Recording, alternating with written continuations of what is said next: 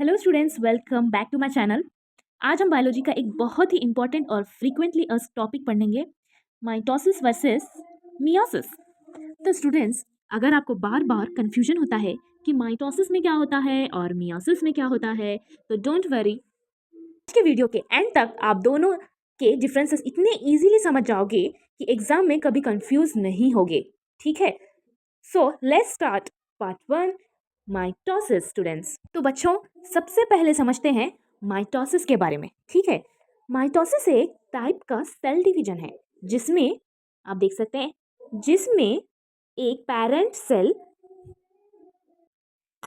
Cell divide होकर दो daughter cells बनाते हैं। ठीक है, और सबसे इंपॉर्टेंट बात ये है स्टूडेंट्स कि daughter cells genetically almost identical होते हैं। ठीक है, आप देख सकते हैं जेनेटिकली ऑलमोस्ट आइडेंटिकल होते हैं और क्रोमोसोम्स नंबर पेरेंट सेल के सेम रहते हैं। ठीक है, क्रोमोसोम्स नंबर जो है पेरेंट सेल के सेम रहते हैं।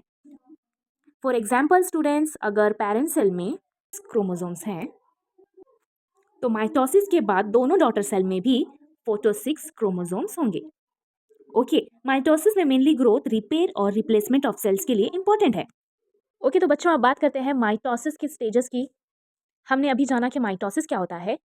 ठीक है, तो अब कोई भी प्रोसेस में एक स्टेज होता है। ठीक है, वो स्टेज वाइज माइटोसिस के स्टेजेस को हम जानेंगे। ठीक है, तो स्टूडेंट्स, अब माइटोसिस के 4 मेन स्टेजेस याद रखो। ठीक है, पहला है prophase, second is metaphase, anaphase, telophase and cytokinesis होगा। ठीक है, इसके सिर्फ 4 स्टेजेस हैं। ठीक है, आप याद रखिए, इसको मत इंक्लूड करना। ठीक है, prophase, metaphase, anaphase and telophase. याद रखने का सिंपल सी ट्रिक है स्टूडेंट्स, TMAT। ओके, अब जानेंगे प्रोफेज में क्या होगा स्टूडेंट्स। प्रोफेज में क्रोमोसोम्स कंडेंस्ड होते हैं, देख सकते हैं ना आप। ओके, प्रोफेज में क्रोमोसोम्स कंडेंस होते हैं। ओके, नेक्स्ट मेटाफेज में क्रोमोसोम सेल के सेंटर में अरेंज होते हैं। ठीक है, एनाफेज में सिस्टर क्रोमैटिड्स सेपरेट होते हैं। देख रहे हैं ना, पहले ये मिले हुए थे, फिर सिस्टर क्रोमैटिड्स अलग अलग हो गए। ठीक है, टेलोफेज में 2 न्यू न्यूक्लियाई फॉर्म होते हैं, देख सकते हैं 2 न्यू न्यूक्लियाई फॉर्म हो गए। ठीक है, फिर होगा फाइनली साइटोकाइनेसिस का थ्रो, साइटोप्लाज्म डिवाइड होता है और 2 डॉटर सेल्स बन जाती हैं। ये रहा स्टेजेस ऑफ माइटोसिस, बहुत ही simple. Chromosomes condense, chromosomes line up at the centre and sister chromatids separate, new nuclei form and then cytoplasm divides to form 2 daughter cells. तो आपको माइटोसिस समझ आ गया और स्टेजेस ऑफ माइटोसिस भी समझ आ गया होगा। तो अब बात करेंगे हम मियोसिस। तो स्टूडेंट्स, मियोसिस क्या होते हैं? ठीक है, अब आते हैं मियोसिस पर। मियोसिस को हम रिडक्शन डिवीजन भी कहते हैं स्टूडेंट्स। अब आप बोलोगे क्यों? क्योंकि मियोसिस में क्रोमोसोम्स नंबर हाफ हो जाता है। ठीक है, फॉर एग्जांपल ह्यूमंस में parent germ cells 46 sales.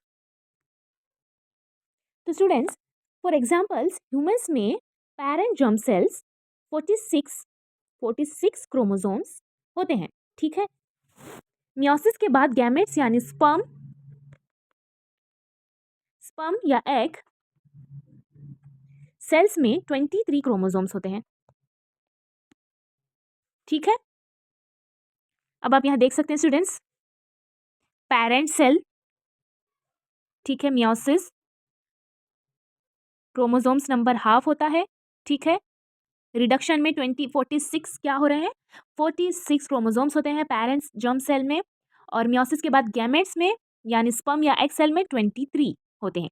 Important difference होता है meiosis first and meiosis second. ठीक है, मियोसिस में 2 डॉटर सेल्स बनती हैं, मियोसिस में जनरली 2 डॉटर सेल्स बनती हैं और मियोसिस में जनरली 4 हिप्लॉइड सेल्स होता है। ठीक है, मियोसिस 2 डिविजन्स में होते हैं। ठीक है स्टूडेंट्स, मियोसिस जो है 2 डिवीजन में होते हैं, meiosis first and meiosis second, आप यहाँ पे देख सकते हैं। ठीक है, ओके, तो अब बात करते हैं माइटोसिस और मियोसिस को एकदम सिंपल वे में कंपेयर करते हैं। ठीक है, कैसे कंपेयर करेंगे हम? तो सबसे पहले माइटोसिस में 1 डिवीजन, आप यहाँ देख सकते हैं 1 डिवीजन। ठीक है, और मियोसिस में 2 डिवीजन, मियोसिस 1 एंड मियोसिस 2। ठीक है, next number of daughter cells 2। ठीक है, और मियोसिस में 4 डॉटर सेल्स। ठीक है, 2 daughter sales, 4 daughter cells. Chromosomes number आप देख सकते हैं, यहाँ सेम क्रोमोसोम नंबर है, और मियोसिस में हाफ क्रोमोसोम नंबर्स हैं, देख सकते हैं आप पे। ओके, तो नेक्स्ट है growth and repair, gamete formation. ठीक है, मैंने बताया था स्पर्म और एग के बारे में। ठीक है, little no variation from crossing over and genetic variation. ठीक है स्टूडेंट, जेनेटिक सिमिलैरिटी। ठीक है, ये रहे माइटोसिस और मियोसिस के डिफरेंसेस। आते हैं students crossing over. Students, mitosis में daughter cell generally genetically similar होती हैं, ठीक है, ये आपको पता है, लेकिन मियोसिस में जेनेटिक वेरिएशन क्रिएट होती है। ठीक है फ्रेंड्स, तो स्टूडेंट्स लेकिन मियोसिस में जेनेटिक वेरिएशन क्रिएट होती है। ठीक है, इसका एक मेजर रीजन है क्रॉसिंग ओवर। ठीक है, ठीक है, crossing over prophase 1 of meiosis 1 में होता है। इस प्रोसेस में ना स्टूडेंट्स होमोलोगस क्रोमोसोम्स के नॉन सिस्टर क्रोमैटिड्स के बीच जेनेटिक मटेरियल एक्सचेंज होता है। ठीक है, इसी वजह से मियोसिस जेनेटिक वेरिएशन में इंपॉर्टेंट रोल प्ले करता है।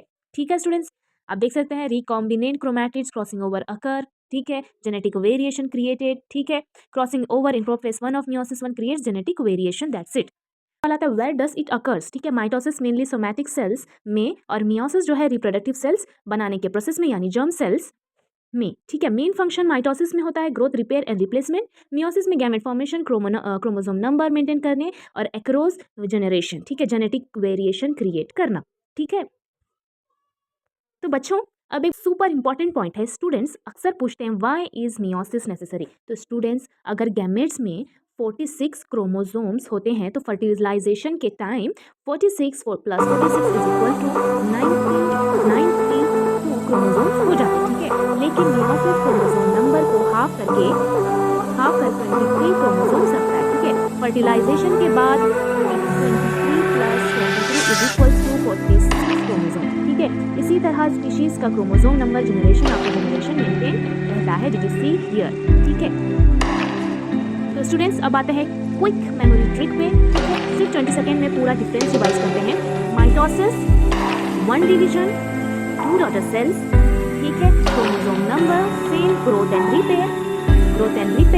ठीक है, little no genetic variation from crossing over. ठीक है, meiosis half gamete 4 cells and genetic variation. ठीक है, फिर भी आपको समझ नहीं आ रहा तो मैं आपको एग्जाम्पल देती हूँ बच्चों। इमेजिन करो तुम्हारे पास एक ओरिजिनल नोटबुक है, अगर उसकी एग्जैक्ट कॉपी बनाना है तो हर कॉपी ऑलमोस्ट सेम होगी। ठीक है,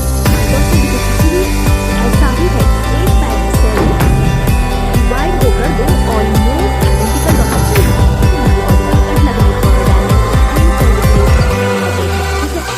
हाइट बढ़ने में सेल डिवाइड होते हैं। ओल्ड सेल की जगह न्यू सेल